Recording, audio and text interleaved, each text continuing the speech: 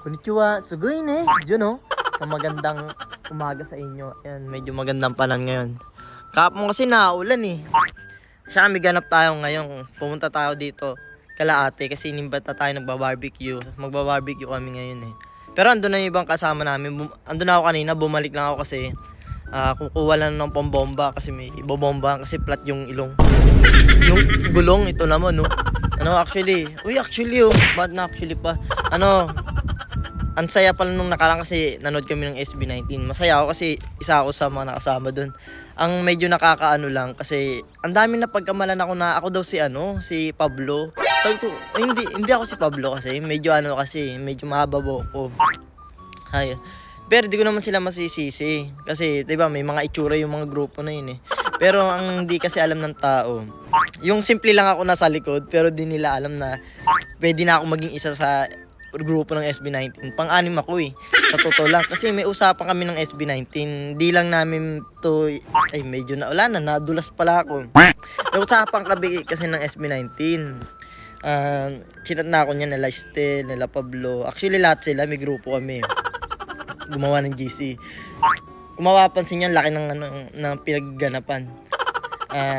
Tapos bumungad. Kasi may usapan kami. Kasi makikita nila ako eh. Makikita ako ng mga tao na ba't nandun ako? Eh ngayon, ang sabi ko, harangin nyo na lang sila, doon ako sa likod dadaan. Kaya medyo late sila nung time na yon kasi nga may usapan kami na pinipili talaga nila ako na kahit sumali na ako dun sa performance nila, kahit wala na akong uniform, itsura na lang itsura na lang labanan.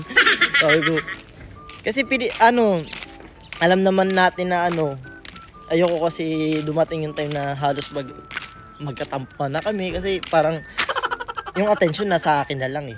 Sabi ko, sa isip-isip ko, hindi, career nyo yan, tuloy nyo na lang. Basta ako, dito lang naman ako anytime. Pag nagsabi na lang ako na medyo may free na ako, kung buo na sa loob ko na sumama sa mga ganyan, sige.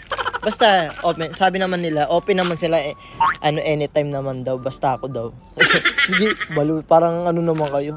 Basta wag niyo sana sasamain yung loob niyo na parang natanggihan ko sila eh. Sabi ko, career niyo yan, enjoyin niyo muna. Ako masaya naman ako dito na simple lang. Yun lang. Kaya, thank you sa mga nakakilala sa akin nakaraan na pa-picture sa akin. Nakakatuwa lang, di ba? Sige, punta na ako kasi hinahanap na ako eh. Ha?